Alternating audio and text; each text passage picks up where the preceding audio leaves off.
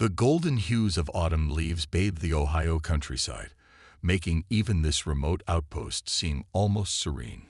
It wasn't my first choice for an operation. I'd always been more of a concrete jungle guy. But there's something about the peace of the country that provides temporary relief. The drone of my playlist mixed with the rustling of the trees was an unexpected balm for a soldier's soul. It was a momentary escape from the lurking shadows I knew too well. As I drove along the meandering roads, fields of withered corn stretched as far as the eye could see. Every so often, the crisp air would breach my vehicle, a welcome reminder of simpler times. But simplicity and my line of work rarely went hand in hand. A local officer's flashing lights soon reminded me of that. Despite my indiscretions on the speed limit, I could sense another reason for his hesitation. My federal tags might as well have been a neon sign screaming intruder. The rural police were wary of my kind, always suspecting some covered op they weren't privy to.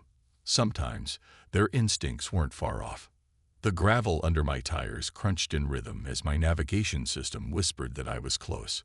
The blaring music dimmed, giving way to the eerie silence of the encroaching forest and empty fields. A secluded dirt path guided me to an isolated house, the focal point of this operation. Parking strategically, I took a moment to absorb my surroundings. The vast expanse around the house would surely be advantageous. I'd been briefed about the isolation. No nosy neighbors to deal with here. This was about as perfect a setting as I could have hoped for. After a moment's respite, my soldier's instincts kicked in. Time to set the stage. The entrance to the house yielded easily with a turn of the key. Inside, it was a decent setup, far from some of the hellholes I'd seen before. But first things first, equipment. Retrieving gear from my government-issue behemoth of a vehicle, I trudged back and forth until the house resembled more of an armory than a residence. The garage would be perfect for my vehicle, once I'd cleared out the remaining tech. It was a relief that we'd gotten wind of this operation early. The civilians had been safely evacuated, leaving just me, the house, and whatever awaited inside. Only the robust metallic case in the back of the truck remained, its contents reserved for later stages of the op. Inside, my stifling suit gave way to the familiar comfort of tactical gear. To the world, we wore suits to blend in, to appear as benign federal agents. Little did they know the depths of our operations, the real monsters we confronted. And I, armed to the teeth, was one of them. Weapon checks followed. My trusty Glock 17, now housing an extended magazine, sat heavy in my hand, as did the standard 556 rifle. Their laser sights shone with deadly accuracy. The next in line, my treasured 338, boasted optics that could pierce the darkest nights. Working for Uncle Sam did have its perks, after all. The last piece I unpacked was my personal sidearm, the one I'd been through hell and back with. The Magnum revolver, a classic, 357, felt familiar against my chest, comfortably nestled in its holster. Having one extra weapon was an unspoken rule in our line of work. Still, as I assessed my arsenal, I wondered if it would be enough for the impending darkness. Should things get dicey up close, the keen edge of my hunting knife, which I had meticulously sharpened that morning, would serve as my final line of defense. Taking advantage of the dwindling daylight, I ventured into the adjoining woods. The forest swallowed me whole, its shadowy embrace obscuring my movements as I set up a network of motion-sensitive cameras. Strategically placed to provide a panoramic view of the fields encircling the house, these cameras would be my eyes, ensuring nothing could approach undetected. The day's stillness made me lax in their installation. From experience, I knew the true horrors didn't reveal themselves until the cloak of nightfall. Back at the farmhouse, my laptop blinked to life. Its screen splintered into a mosaic of live feeds from the cameras. Every inch of the perimeter was under surveillance. Any movement would trigger an alert. My 338 rifle, now propped against the kitchen table, was pointed toward the fields. The open window served as a makeshift sniper spot. One might wonder how I found myself in such a situation. A lone operative, holed up in a foreign farmhouse, gearing up for some unspeakable terror. The backstory was a chilling one. Rewinding a bit to the 1st of March, 2017, at an ungodly hour of 3:33 in the morning, the Iowa Dispatch received a disturbing call. A local farmer reported a lone figure at the edge of his property, standing eerily still. The figure was described as an average-built man in dark attire, topped off with a large-brimmed hat, its shadow hiding his face. The farmer had awoken, reasons unknown, to this unsettling sight right outside his kitchen window. Taking the intruder head-on, he brandished his rifle and shouted a challenge, staking claim to his land. Yet the figure remained motionless, seemingly unperturbed by the weapon's threat. Panicking, the farmer dialed 911. Even over the phone, the tremor in his voice was palpable, escalating to outright fear as he narrated the ordeal. His pleas for assistance were met with assurances. Law enforcement was en route. But as the minutes ticked by, the farmer's screams of sheer terror echoed over the call, abruptly cutting off as the connection died. The silence was deafening. Soon after, neighboring calls flooded the dispatch. Plumes of smoke, rising ominously from the farmer's residence, were visible from miles away. One neighbor's account painted a grim picture. The house was ablaze. But by the time the police reached, nature had played another trick. The inferno had spontaneously extinguished itself, leaving behind only the skeletal remains of the once sturdy farmhouse. The baffled firefighters couldn't explain the rapid consumption and subsequent cessation of the fire. It defied logic. And while the police scoured the vicinity for any trace of the farmer or the mysterious figure, their search took a morbid turn upon the discovery made within the charred remains of the house. Within the ruins of the farmhouse, a gruesome discovery awaited. Amidst the charred debris lay skeletal remains. However, these were not the bones of a person who had merely perished in a fire. A morbid realization soon dawned upon the investigators that the limbs of the deceased were forcibly removed before the fiery calamity consumed the body. The remnants of the once porch yielded 4 .308 caliber bullet casings, strangely untouched by the destructive flames that engulfed the structure. Nearby, the farmer's rifle lay, miraculously undamaged, as if shielded from the inferno's wrath. Forensic analysis confirmed that this rifle had discharged the found casings. Yet, mysteriously, the bullets corresponding to these casings remained elusive. But this enigma was just the beginning of a series of chilling occurrences. Fast forward to the late hours of October 28, 2017. Montana Dispatch received a call from a local rancher who reported seeing a woman, garbed in an antiquated black and white dress with a simple linen cap, standing eerily still amid his cattle. The rancher's tone was not one of panic, but of genuine concern for the woman's well-being. However, he did make a peculiar observation. The cattle seemed to instinctively avoid her, maintaining a noticeable distance. By the time paramedics reached the scene at around 11:30, the mysterious woman had vanished. The rancher's home presented an eerie sight. The front door was ajar. On entering, they were met with a horrifying tableau. The rancher's lifeless body dangled from a noose in his stairwell. Strangely, an autopsy later revealed that both of the rancher's arms and every single one of his fingers were shattered, as if crushed by an immense force. This grim detail posed an unsettling question. How could he have possibly fashioned the noose? Nearly a year later, in the wee hours of November 29, 2018, a similar tale emerged from Wisconsin. Another farmer reported sighting a woman, matching the earlier description, standing statuesque under a lamplight, undeterred by the harsh, snowy conditions. In a macabre twist, the farmer and his wife were later discovered beneath a collapsed wall in their demolished house, their remains piled with methodically arranged stones until their very bones were crushed. Eerily, this incident offered tangible evidence. A trail camera on the property had captured an image of the woman, her appearance seemingly transported from centuries ago, standing motionless as if posing for a morbid portrait. This unsettling pattern repeated in Minnesota on May 30th, 2019, then in Nebraska on September 3rd of the same year, and yet again in South Dakota on January 4th, 2020. The frequency of these occurrences was escalating, painting a grim picture of things to come. As investigations deepened, a chilling connection emerged. These apparitions bore an uncanny resemblance to individuals from North America's dark days of witch trials. However, they were not believed to be the ones who faced execution.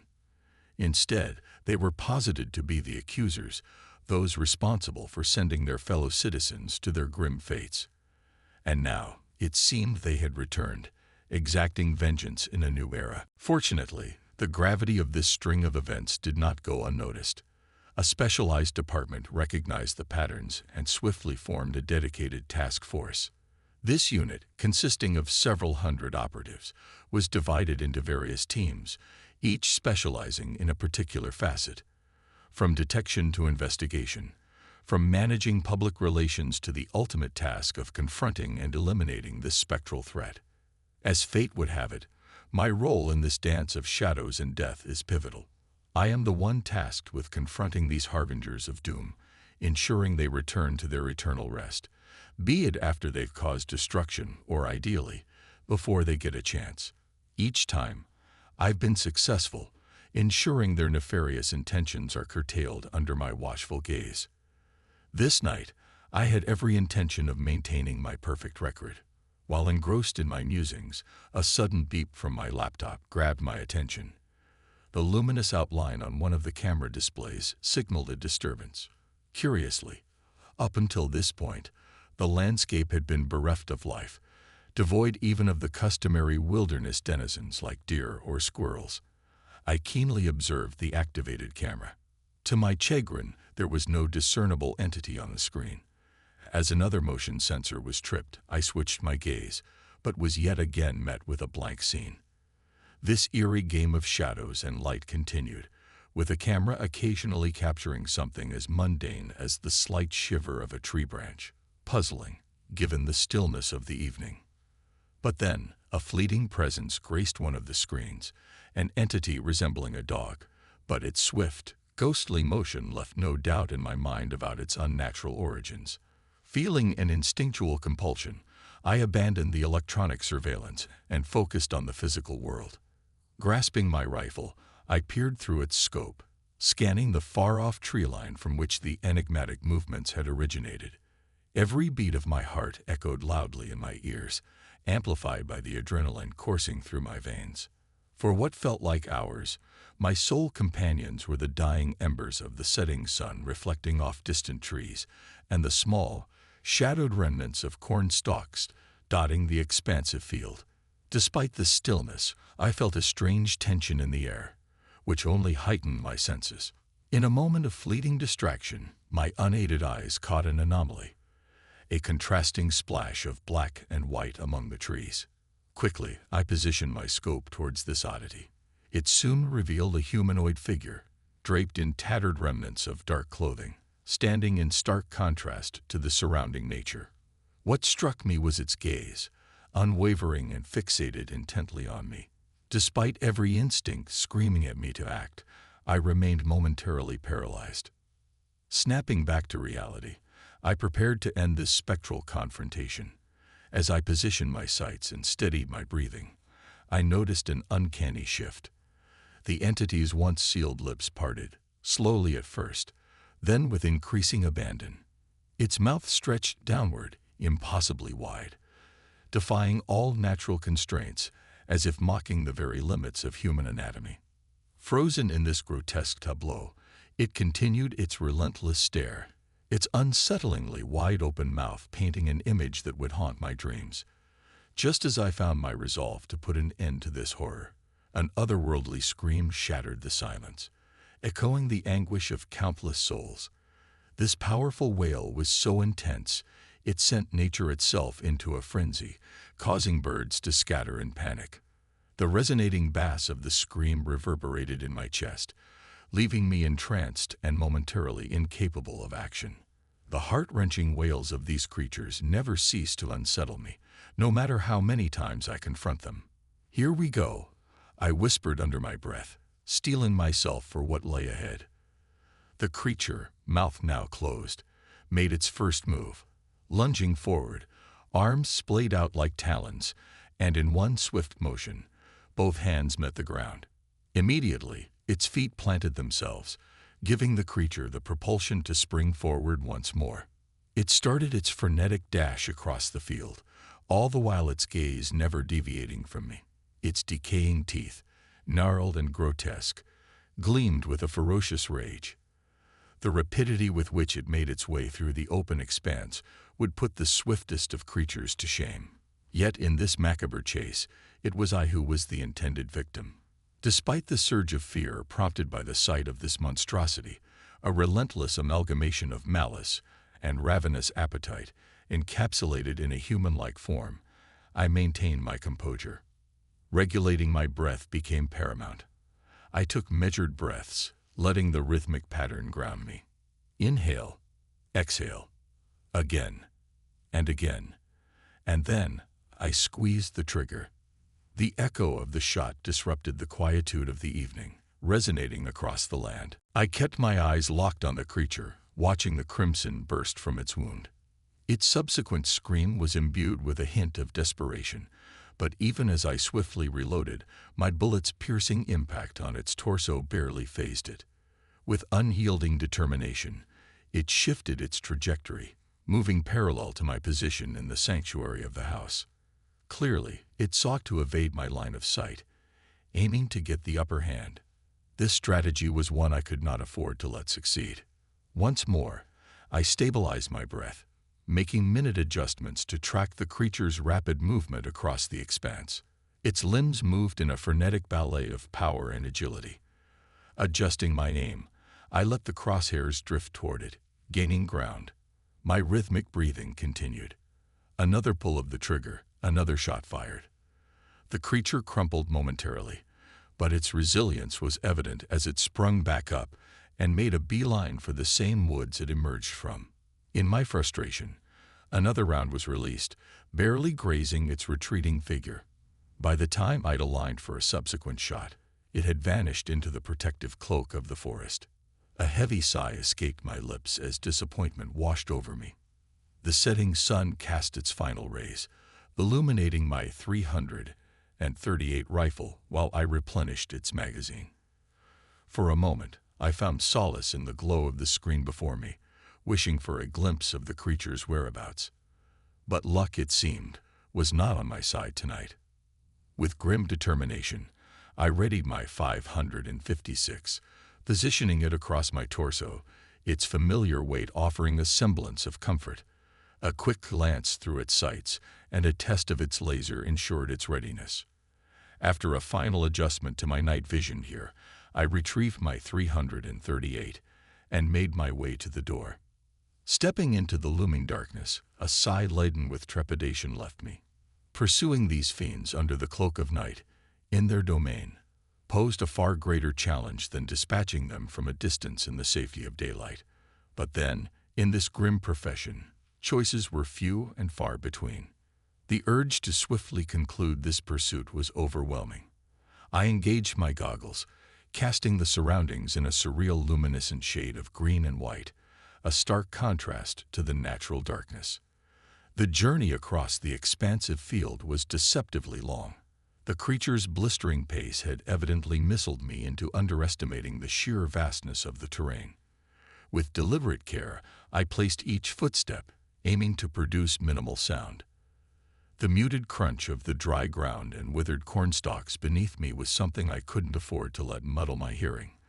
The slightest sound from the creature could be crucial. Yet, even as I cautiously advanced, the persistent rasp of my own anxious breath was its own form of distraction. My progress led me to the creature's first noticeable bloodstain. This was the location of its first retreat after my second shot had found its mark. Flesh fragments littered the vicinity, but I didn't allow them to divert my attention. Instead, my eyes remained glued to the trail of blood, leading ominously toward the darkened woods. Every seasoned hunter, at one time or another, faces the challenge of tracking wounded prey. The trail can often be erratic, obscured, and the uncertainty of the quarry's distance is agonizing. However, my prey was neither deer nor boar. This was something far more sinister and enraged. My vigilance was torn between the trail of blood at my feet and the constantly shifting tree line, hoping to glimpse any hint of movement while straining to hear any subtle noise. I would have considered it a stroke of fortune had the creature opted for a direct assault in the open field. However, luck was conspicuously absent tonight. Eventually, the blood trail led me to the edge of the forest. I momentarily halted, acutely aware of the impending danger that lurked beyond the tree line. My sense of duty propelled me forward. I propped my 338 with its extended bipod and raised the stock of my secondary rifle, preparing myself for the challenges ahead. Deliberately and cautiously, I made my way into the woods. It wasn't long before I noticed another splotch of blood. This wasn't on the ground, though. It adorned a tree branch, its foliage drenched in the morbid hue. Further inspection revealed that the creature had ascended, leaving a breadcrumb trail of blood-soaked branches in its wake. My gaze tracked each branch upward, following the pattern, when suddenly, a shadow stirred from an adjacent tree. Reacting instinctively, my rifle's sights settled on two luminescent eyes that pierced the night vision's green glow. The creature's screech of rage was swiftly silenced by the defiant response of my rifle. I managed to release a barrage of shots, but the agile creature navigated its treetop domain with remarkable prowess, making it a challenging target. Undeterred, I pursued with renewed intensity, marveling at its uncanny ability to leap incredible distances and shake the trees with its sheer strength. The thicket was dense, and my aim was continually thwarted. Despite the creature's agility, I remained relentless in my pursuit. Eventually, a potential end to this chase presented itself. A broad clearing lay ahead. Recognizing its inability to clear the expansive distance with a singular leap, the creature opted to trace the tree line. Seizing this strategic advantage, I hastily positioned myself at the edge of the clearing. My focus sharpened, anticipating the creature's movements, tracking its leaps from one tree to another. As it prepared for yet another aerial maneuver, my bullets found their mark. The once agile creature, now struck by perfectly placed shots, plummeted unceremoniously to the forest floor below. The adrenaline coursing through my veins heightened my senses, but in that critical moment, all I heard was the resounding click of a firing pin hitting an empty chamber, a sound every marksman dreads. Expletives tumbled out of my mouth as I hurriedly swapped out the spent magazine for a fresh one. In those fleeting seconds, the creature had vanished from its prone position. Regaining my composure, I pressed on down the trail, maintaining a brisk jog with my rifle poised and ready for action. My growing frustration was palpable. I had encountered and dealt with numerous creatures of its kind in the past, yet this particular one seemed unusually elusive, and its tenacity baffled me. I approached a bend in the path cautiously, shouldering my rifle once more, ready to scan the obscured portion of the trail.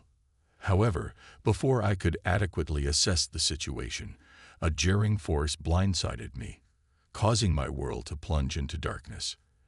It took me a moment to comprehend that the blow hadn't incapacitated me. Instead, my night vision goggles had been knocked clean off by the impact. My eyes struggled to adjust to the profound darkness when another object hurled in my direction, narrowly missing my head with a menacing wear. Upon closer examination, I realized it was a sizable rock, akin to an American football in dimensions. In mild disbelief, I cast a glance at the rock that could have dealt a lethal blow, only to shift my gaze quickly back to the trail's corner, where the creature lurked. My anger, now unbridled, pushed me to unleash a hail of bullets upon the creature. At this close proximity, the need for pinpoint accuracy was minimal. As the bullets tore into its frame, the creature, undeterred, charged at me with an alarming speed, leaving a trail of its blood painting the foliage. I could only curse as the familiar click signaled yet another empty magazine. In one swift motion, I pulled out my Glock and continued the onslaught. The creature, using the speed and agility I had observed earlier in the field, quickly covered the ground between us. Before I could process its proximity, I felt its vice-like grip around my neck, lifting me effortlessly off the ground. As it sprinted further into the woods, still holding me, I fired my pistol repeatedly at point-blank range. Its eerie laughter, interspersed with my gunshots, made for a chilling soundtrack. The look on its face was one of twisted glee. My pistol eventually clicked empty, leaving me with few options. Desperation prompted me to assault the creature's face, using the butt of my now empty handgun. My actions, rather than causing significant damage, seemed to only infuriate it more. I was suddenly airborne, feeling the crunch of branches breaking against my momentum, before the unforgiving ground halted my tumbling descent. Wasting no time, I reached for my primary rifle, swapping out the magazine, even as the creature loomed ominously over me. It was almost upon me when I started firing once more. The bullets found their mark, yet it managed to grab hold of my arm. In an act of sheer reflex, I swung my rifle like a club, striking its face and eliciting a pained shriek from the creature. A swift upward jab with the barrel followed, momentarily stunning it. However, the beast retaliated by reaching for the rifle. My subsequent shot severed half the fingers on its left hand, drawing another howl of pain. Yet the creature was relentless. A sweeping gesture of its powerful arm sent my rifle sailing through the air, disappearing into the thick foliage. With a dawning realization that I was once more disarmed, I tried to distance myself, but the creature's undamaged hand, along with the remnants of the other, ensnared me once more. This time, our destination was ominously clear as it made its way, with me in tow, towards a solitary tree. The rough texture of the bark pressed against my back with an intensity that momentarily left me breathless. As I tried to recollect my bearings, the creature's face was drawn close to mine, a grotesque smile gracing its features. In our world, we cleansed it of its evils, passing judgment upon the wicked. We sought justice for our land, invoking the wrath of God upon our sinners, it hissed. I tried to block out its chilling words, channeling the strength I had left to land a blow across its face. But my effort was fruitless. It was as if I was punching an immovable object.